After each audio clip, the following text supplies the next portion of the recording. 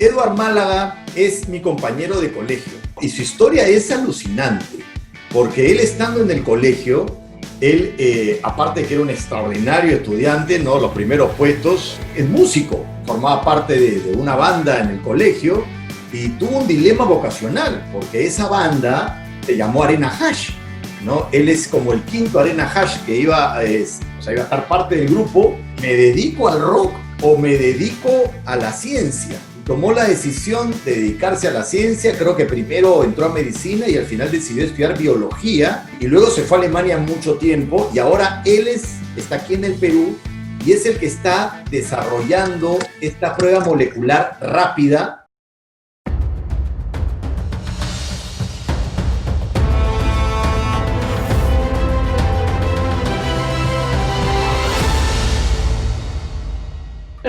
¿Cuántos días que no duermes, Edward? ¿Cuántos días? Que no duermo bien meses, hombre. Mira dónde estoy. Mira, en pleno laboratorio, en pleno laboratorio. Y Increíble. acá van a decir que estoy negreando a la gente, pero nada, todos son gente motivada. Se ríen un poco. Ahí están, trabajando por sacar adelante este proyecto. Claro, que justo yo quiero empezar contigo un poco por el final, porque lo importante es que puedas contarnos de qué es biología también, estos chicos que están interesados en la ciencia, pero, digamos, quiero empezar por el final porque acabo de leer la noticia de que ya están mucho más alineados con el Estado y parece que va a ser mucho más rápido la sacada de la prueba. ¿Es así o no? Lamento decepcionarte, Javier, no es así. Fue no pura, es así. Pura fufuya, pura prensa. Yo diría que se juega un poco con la opinión pública, se confunde muchas veces y hay su situación estándar, usual en nuestro estado, que es un poco amarrapelotas. Si viene un actor o alguien, no actor de actuación, sino alguien que juega un rol y quiere aportar desde fuera, el camino es complicado, ¿no? Porque además sienten un poco la territorialidad, la competencia, de que si alguien más lo hace y no yo, que he recibido el encargo de parte del Estado para hacer esto, me veo mal. Entonces, para resumirte la historia, el MINSA y el Ministerio de Salud y el Instituto Nacional de Salud tienen esta actitud de que ellos por delante no se dejan ayudar, el Estado no se deja ayudar. Esto ha pasado con los ventiladores, con el oxígeno, con las pruebas moleculares, con muchísimas cosas, aportes que han podido recibir e integrar a su respuesta a la pandemia y lamentablemente no prosperan, se demoran y ya pues ya cansan, ¿no? Así que, pero nada, el mensaje es levántate, camina, pelea, persevera y demuestra que puedes. Claro, claro. Pelear con los egos ajenos, ¿no? Para de alguna manera hacer lo que el país necesita, ¿no?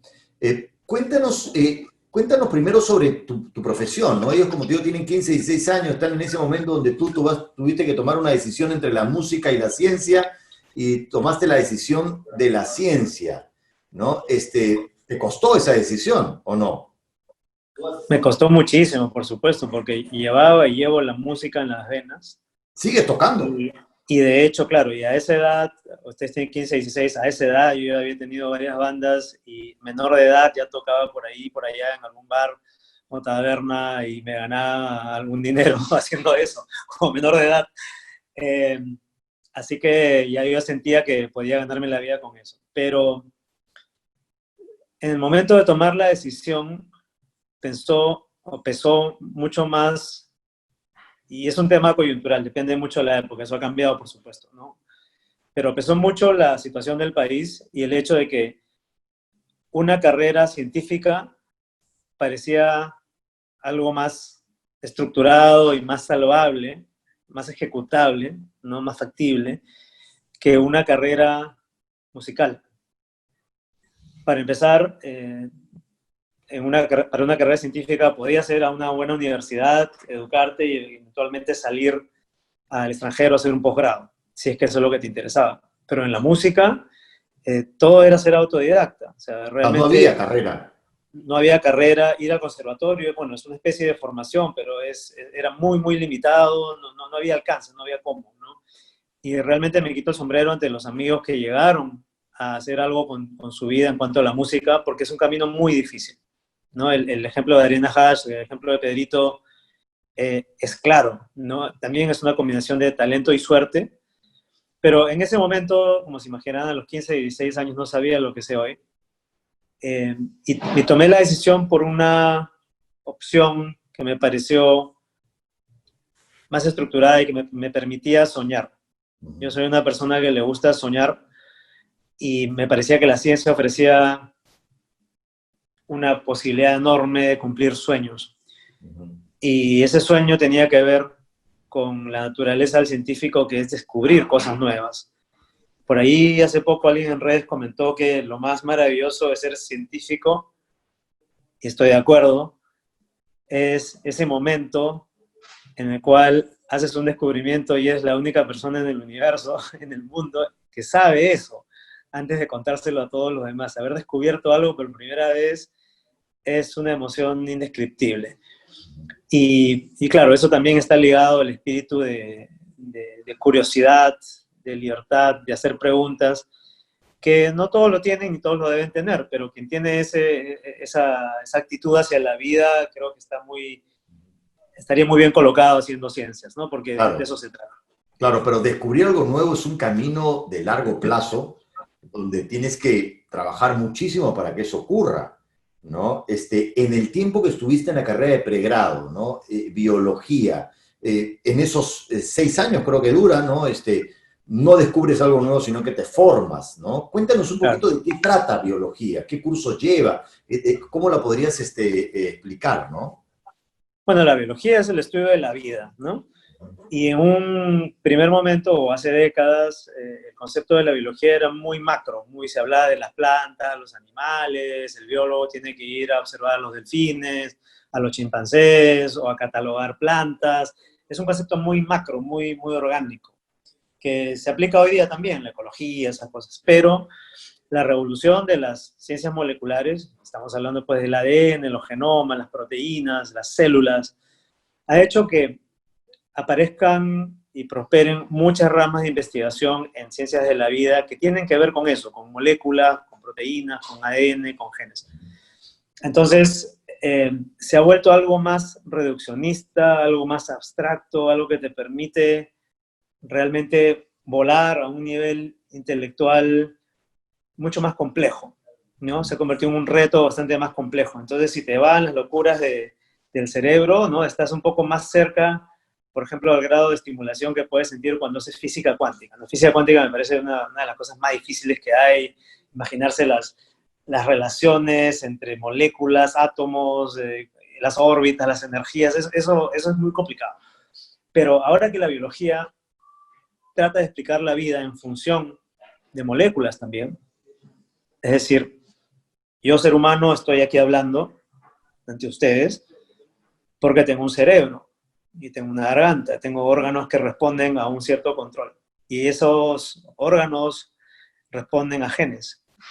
Y esos genes no son más que instrucciones bioquímicas en un ácido nucleico, en una molécula, en una tira que tiene letritas, ¿no? Por así decirlo. Y entender eso es una maravilla. Entender el cerebro, por ejemplo, en función de los neurotransmisores, de cómo las células nerviosas intercambian señales eléctricas.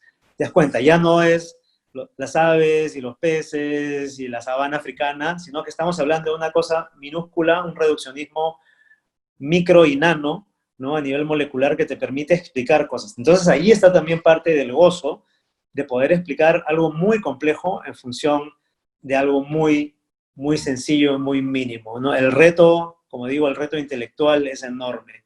Y si se van dando cuenta de por dónde va la cosa, mi vocación es una vocación muy, muy propia, muy de pasión, muy de principios. A mí me interesa hacer esto, me interesa saber más, y si puedo con ello ayudar a la sociedad de alguna manera, pues mejor aún. Y no es, por lo tanto, una vocación, digamos, centrada en uno mismo. O sea, en parte sí, porque te da un placer personal, pero me refiero a que no estás pensando en algo tan material como, bueno, necesito estudiar esto porque quiero tener acceso a un ingreso tal, a una casa, a un carro, a viajar a todos los años, a tener una situación cómoda. O sea, la parte, digamos, material no es lo primero. Y es una cosa que Javier, tú y yo y todos nuestros compañeros de colegio hemos vivido de nuestros padres, ¿no? Nuestros padres están preocupados.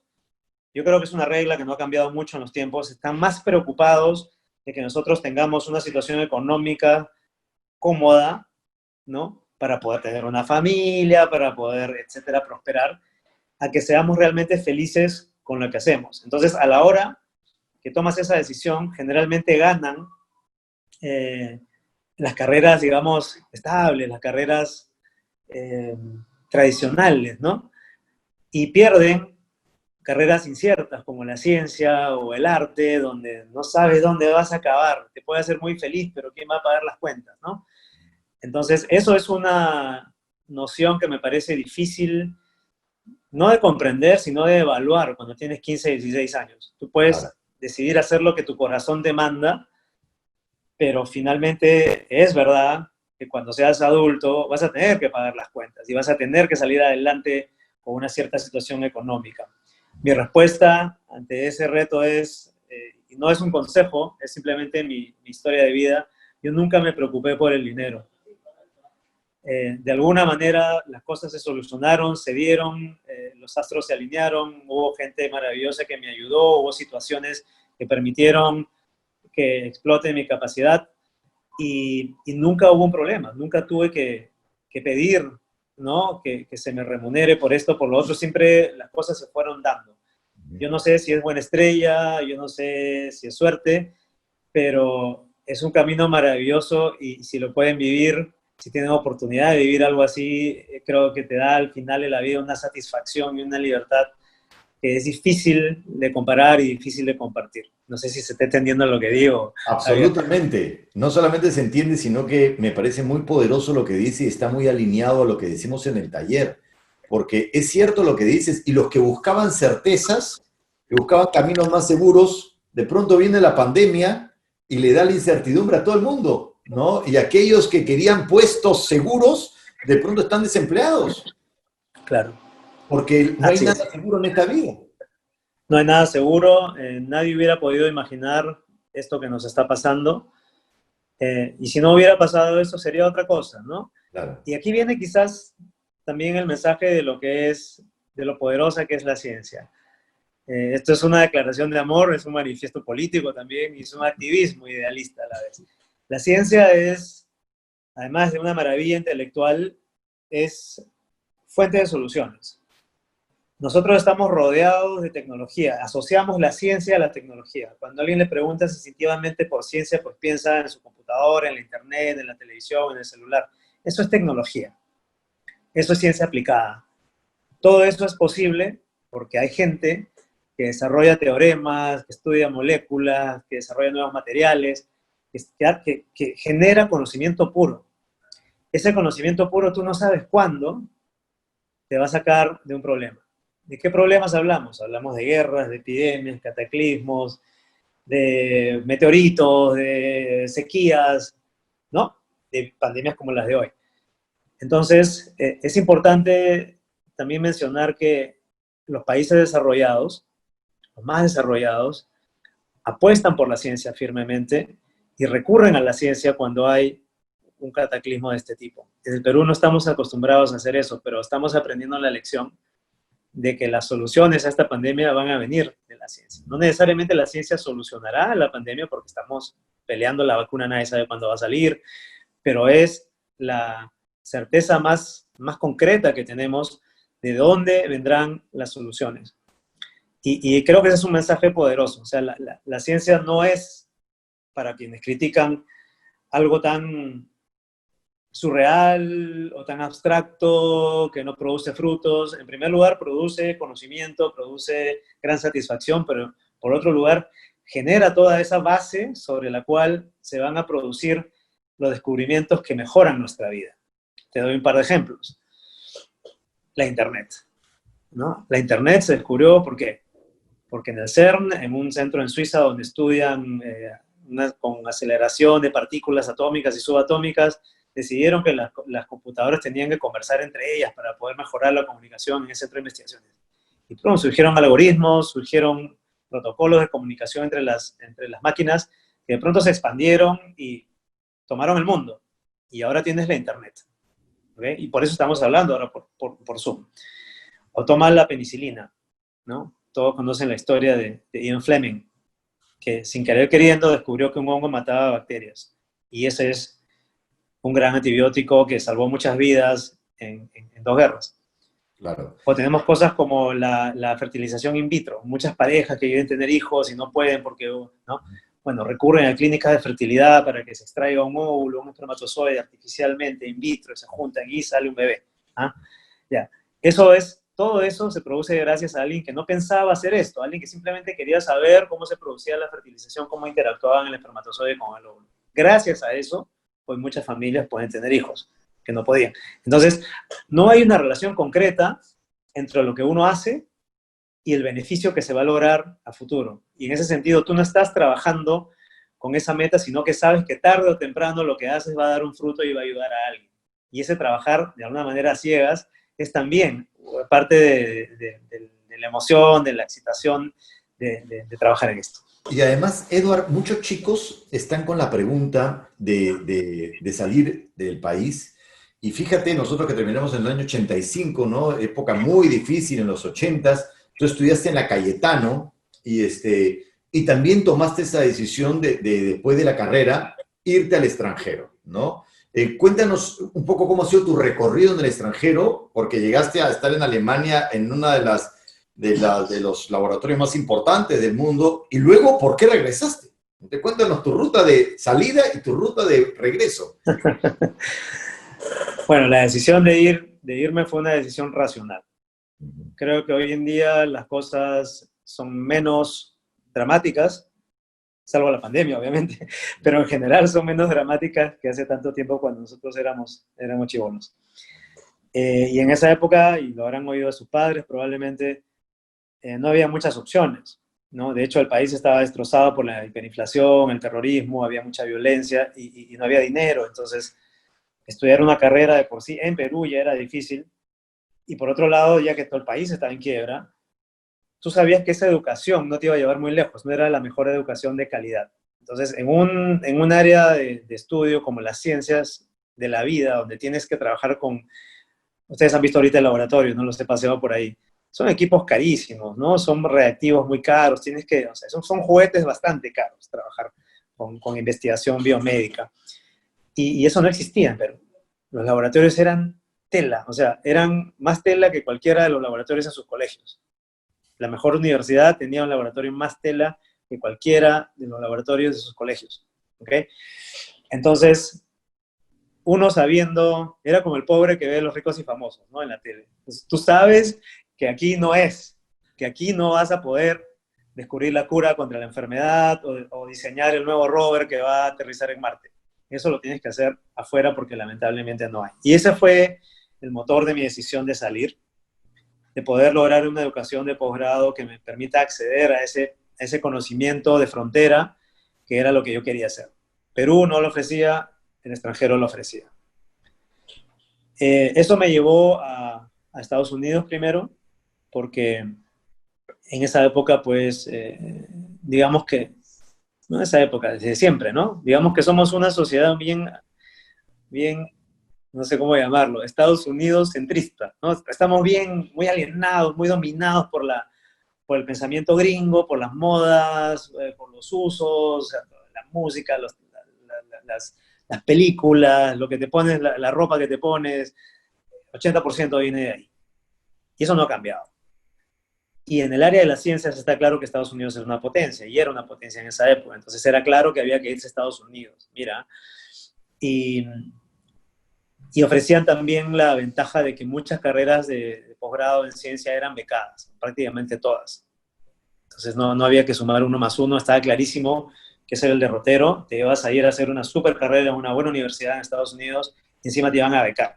Significa becar que te pagan los estudios y te dan dinero para sobrevivir, o sea, para pagar un departamento, tener un carro. Entonces era como de pronto la libertad, ¿no? No solamente sales de tu casa y de tus viejos, sino que ahora de pronto tienes tu vida propia a los 21 años. Y haces encima lo que quieres, o sea, qué lujo, ¿no? Llegué a Estados Unidos con esa intención, a la Escuela de Medicina de la Universidad de Miami, que es una de las 5 mejores escuelas de medicina de Estados Unidos, para trabajar justamente en investigación biomédica. Pero resulta que cuando haces el posgrado, el doctorado, que son 6 años, al cabo del primer año tienes que escoger un laboratorio en el cual te vas a quedar a hacer tu tesis por los siguientes años. Y la tesis significa no solamente escribir un trabajito, sino que tienes que, como han visto los chicos ahora en el video, tienes que realmente partirte el lomo, haciendo experimentos que demuestren que una cierta hipótesis que tú tienes funciona. Y eso te toma años. Mientras hacía eso y escogí este laboratorio, resulta que el laboratorio que escogí, el jefe de ese laboratorio, que no estaba ahí presente en la Florida, era el director del Instituto Max Planck para Biología en Alemania. Y yo no lo sabía. Lo que pasa es que este señor pasaba 9 meses del año en Alemania, cuando el clima estaba bonito, y cuando llegaba el invierno se iba a Miami, tenía una super vida, pues cool, ¿no? Se iba a Miami a pasar el invierno entre palmeras, ¿no? Tenía 2 trabajos, tenía uno como director del instituto y otro como profesor distinguido en Miami. Entonces cuando llegó a Miami yo lo conocí, nos caímos muy bien, le gustó mi trabajo y me dijo, oye, tú tienes potencial, ¿por qué no te vienes al Max Planck? Y ahí tienes posibilidades ilimitadas. Bueno, como digo, las cosas se dan, hay ventanas de oportunidad y uno tiene que saber aprovechar esas oportunidades o generar esas oportunidades, que es también muy importante. Dije sí, no lo dudé ni media vez, y puse pie en Alemania a los 2 años de haber salido del Perú. Y luego vinieron 21 años de Alemania, ¿no? Wow. Me quedé en el Max Planck haciendo mi doctorado, terminé mi doctorado, hice un postdoctorado. Luego me fui a la Universidad de Constanza, que queda al sur de Alemania, en la frontera con Suiza, un lugar bellísimo. Si hay alguien aquí en Colegio Católico, de repente sabrá lo que fue el Concilio de Constanza. Javier, ya te olvidaste de la clase de religión. Bueno, no me he olvidado, pero absolutamente todo, por favor, por eso que me río. Era una época, 1414 a 1418, en el que hubo un cisma, se pelearon las iglesias de diferentes lugares y de pronto había 3 papas. Y decidieron que tenían que juntarse en una ciudad para ver quién era el men. Entonces, eso ocurrió en esa ciudad. Bueno, anécdota aparte. Llegué a esta ciudad de Constanza, que tiene la Universidad de Constanza, que nuevamente es una institución de élite, una de las 4 o 5 universidades de élite en Alemania, así que me vino muy bien en biología, y allí terminé haciendo mi carrera. O sea, además de terminar el doctorado, ya me quedé a hacer mi carrera profesional. Me convertí en investigador, jefe de grupo, profesor asistente, asociado, y terminé básicamente todos los peldaños de la carrera profesional. Y bueno, me asenté ahí. Como les digo, ya 21 años después, llegó el momento en el cual... Perdón, Eduardo. Perdón, te había preguntado el regreso, pero antes de que me cuentes el regreso, creo que hay una cosa bien importante que ellos tienen que saber, porque cuando tú hablas de este descubrimiento que nadie más sabe, ¿no? Y que realmente tú lo has experimentado, y que a mí me parece alucinante como historia, resumiéndolo, es cuando descubres esta proteína encargada de pegar que las neuronas se mantengan pegadas. ¿Lo he explicado bien? Más o menos, sí. ¿Ya? Pero lo que me parece alucinante, que mientras tú descubrías este pegamento de las neuronas, nuestro amigo Pedro Sorevertes estaba con una enfermedad donde las neuronas estaban despegando. Y tú que estuviste con él en el inicio, me parecía, claro, eso era como para la película, ¿no? ¿Qué va a suceder? Pero bueno, la vida no tiene necesariamente los finales que uno espera, pero me parecía una metáfora increíble que a tanta distancia, 2 amigos, uno esté sufriendo esta enfermedad y tú estás descubriendo un poco lo que podría curarlo de alguna manera. ¿Tú lo viviste así, Eduardo? Absolutamente. Son las paradojas de la vida, ¿no? Que cuando tú eres supuestamente científico, pues la religión pasa un poco por el costado y las creencias espirituales y todas esas cosas inexplicables por la razón de pronto no juegan un papel predominante en tu vida. Y sin embargo, te das con situaciones que te recuerdan nuevamente que hay algo más que solo lo que la ciencia explica.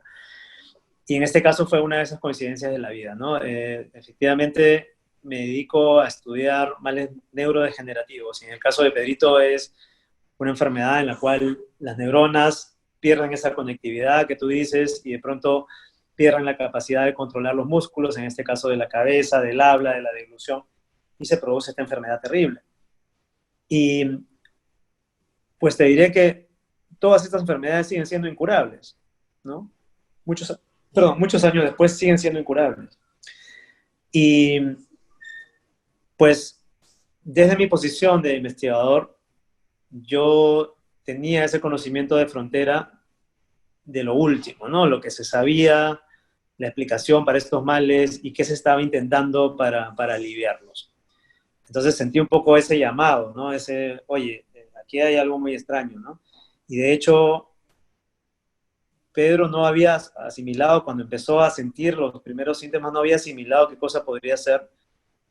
Y cuando yo lo vi, me pareció obvio que lo que estaba pasando ahí era un problema de conexión de neuronas. Entonces se lo dije, entramos en contacto mucho más cercano porque habíamos estado separados por la distancia, ¿no? Obviamente.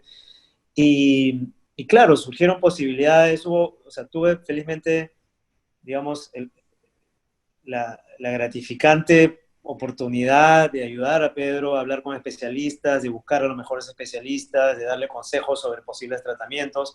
Como te digo, no hay cura, pero desde mi posición de investigador y de científico pude ayudar a orientarlo y a tomar las decisiones que de alguna manera le han permitido lograr una mejor calidad de vida, a pesar de que no necesariamente la cura. Así que sí, hay cosas que la vida da vueltas, ¿no? Nunca sabes qué va a pasar y de repente te recuerdan que hay más que la ciencia, ¿no? Eso es cierto, hay que ser humildes.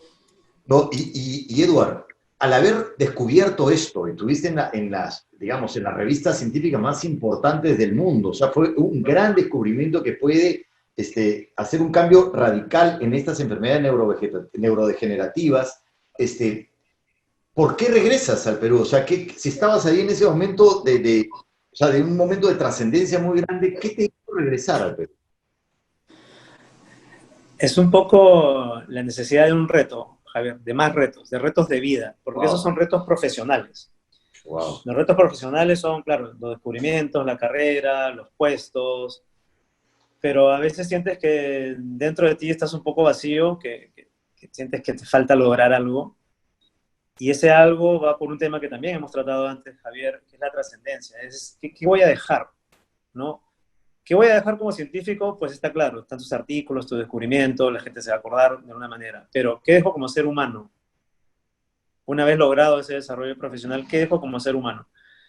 Y también te he contado esta anécdota de que cuando tenía, creo que 5 años, paseaba con mis padres por el centro de Lima y paseamos por el Paseo Colón, ¿no? Cerca del final de la vía expresa de Lima. Y yo muy pequeño vi la estatua de Cristóbal Colón y pregunté quién era y me contaron quién era, el descubridor de América, ¿no?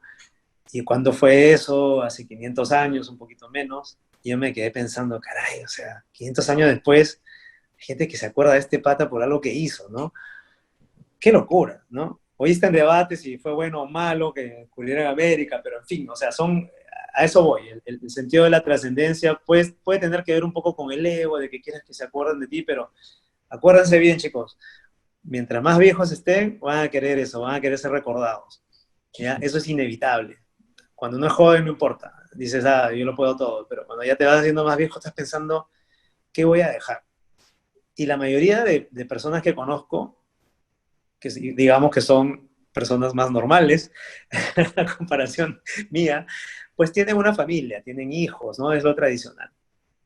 Y generalmente tener hijos y una familia llena ese vacío, ¿no?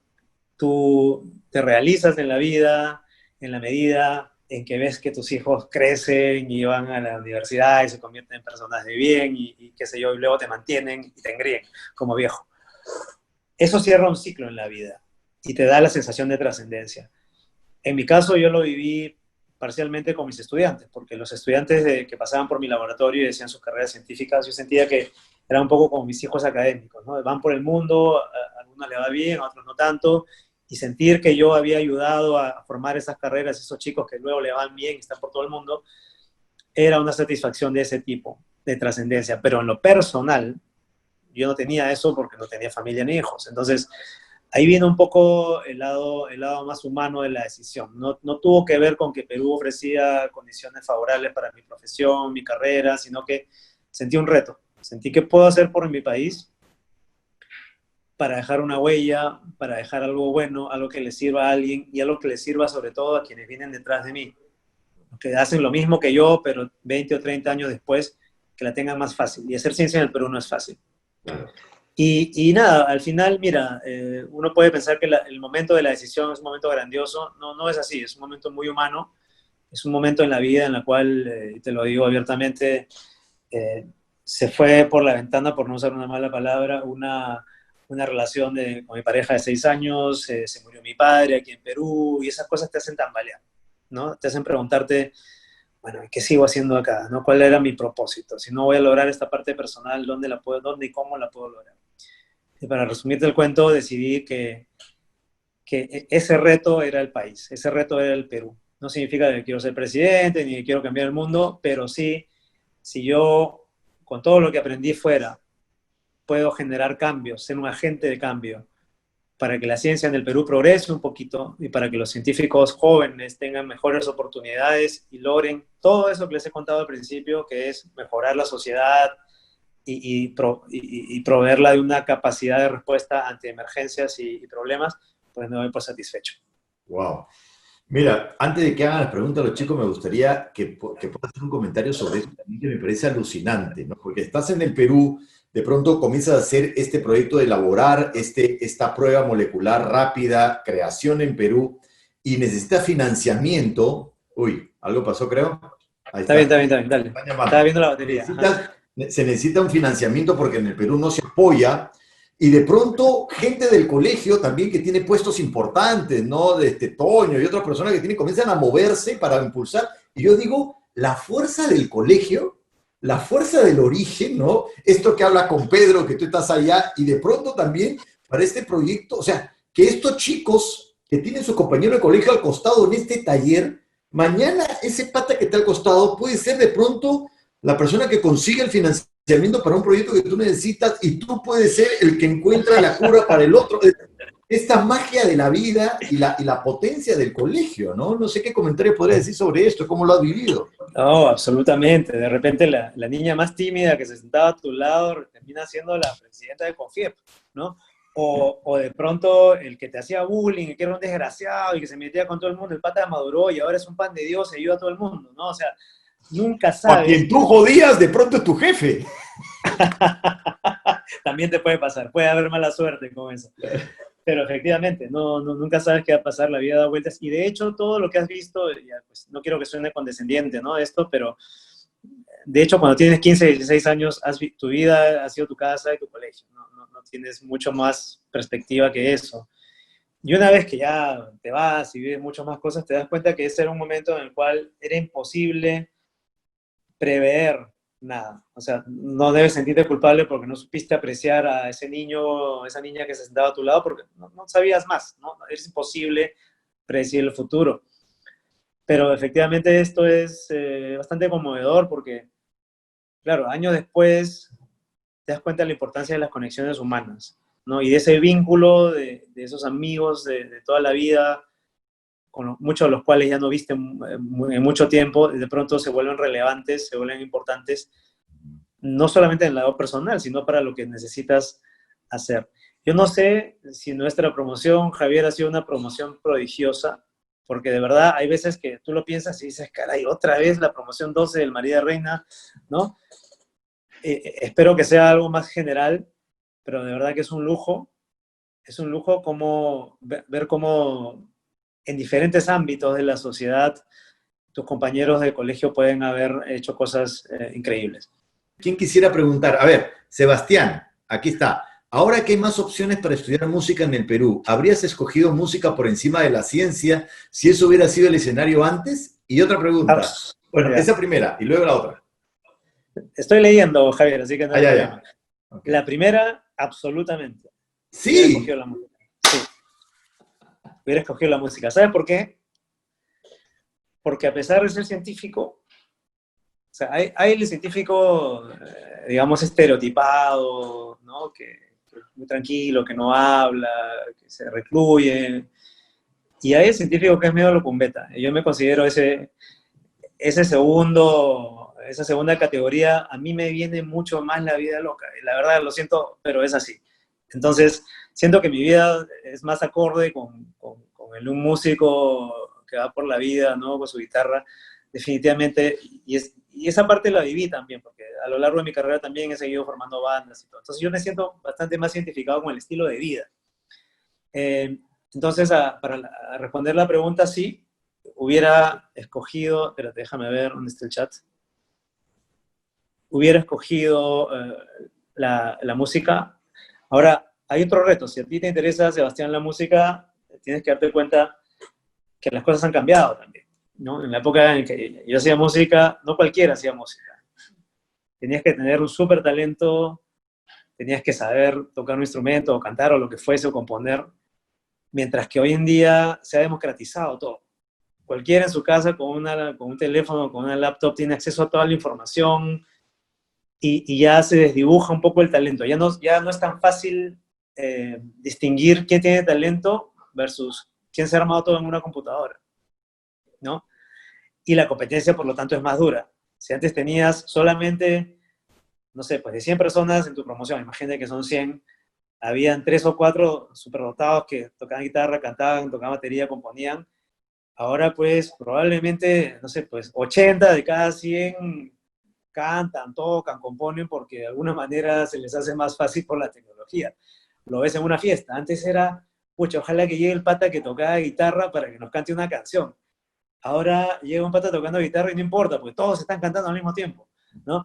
Entonces se pierde un poco,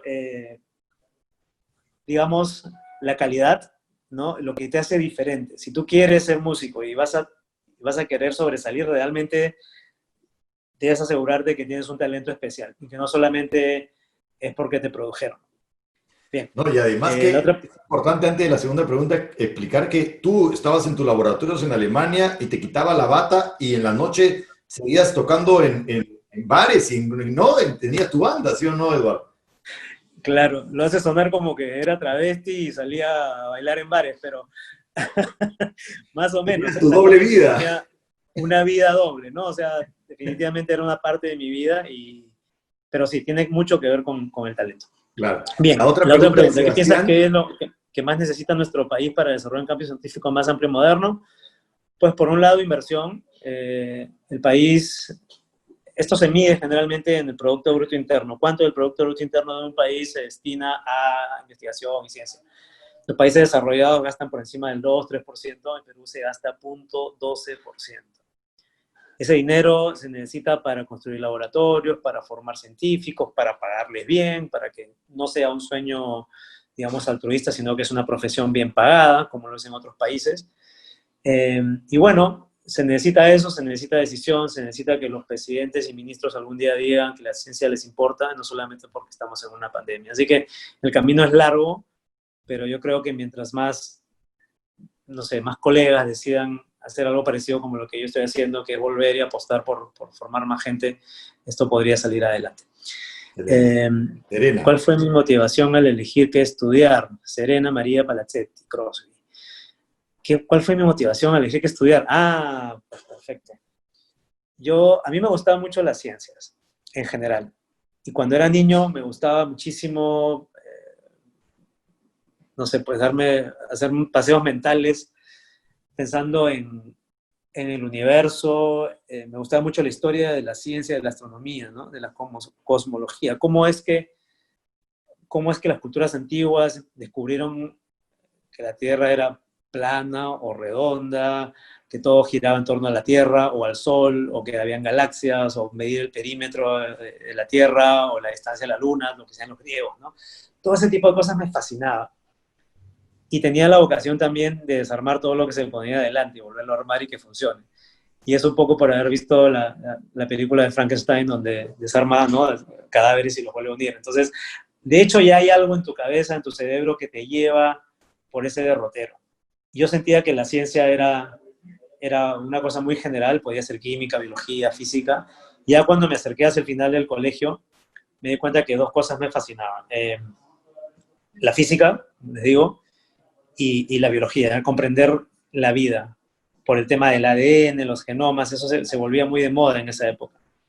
Entonces fue una decisión por pasión, no fue una decisión racional, es algo que les van a decir mucho cuando estén por entrar a la universidad, cuál es el campo de trabajo, cuál es la profesión mejor pagada. Bueno, esos son criterios interesantes, pero tienen que realmente elegir un poco por algo que los haga felices, ¿no? Y donde se sientan cómodos. Y a veces sus padres van a estar de acuerdo, a veces no, a veces ellos van a tener razón, a veces ustedes, pero lo importante es la comunicación. A veces uno también puede educar a sus padres. En mi caso ocurrió eso. Mis padres, ambos médicos, no se imaginaban que yo podía ser un científico, un biólogo. Pensaban que era algo mucho menor, mucho de menos calibre que la medicina, imagínense. Y ahora pues, bueno, mi padre ya falleció, pero ambos han estado orgullosos de que, bueno, como biólogo he logrado tal o cual cosa. Entonces el mensaje es ese. A veces uno sí tiene la razón y el reto es saber explicarlo y saber comunicarlo a sus padres. Y mi consejo es, vamos por la pasión.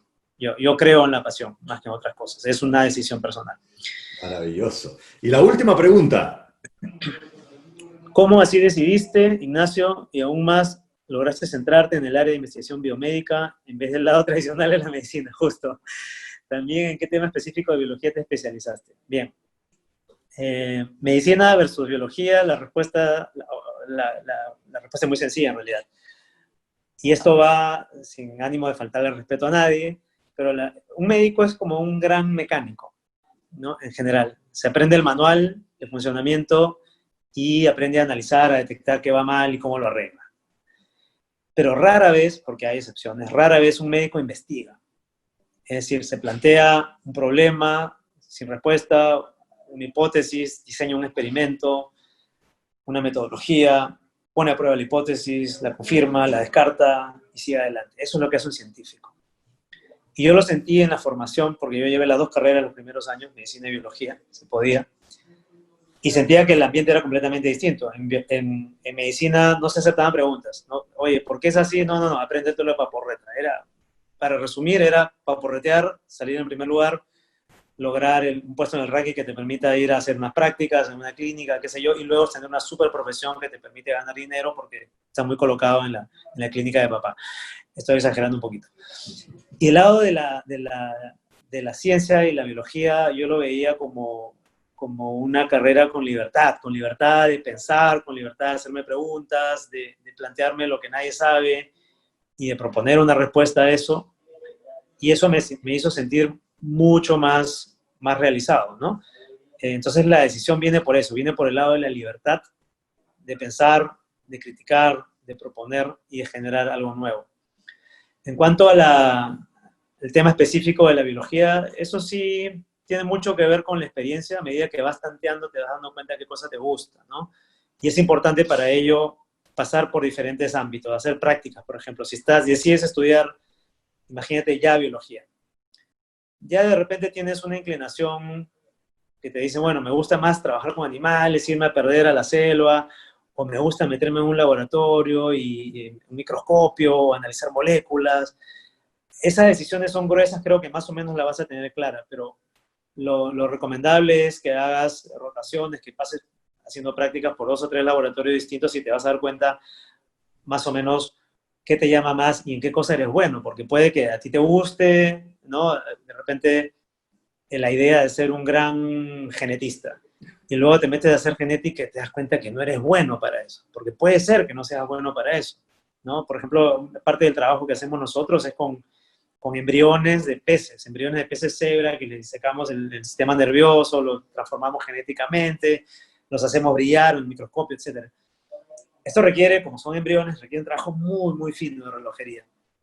Si no eres bueno con las manos, manejando cosas muy pequeñas, un neurocirujano no es para ti, ¿no? Pero sí te puedes dedicar a la bioinformática, por ejemplo, donde trabajas con computadoras, haces redes neuronales, gráficas y cosas.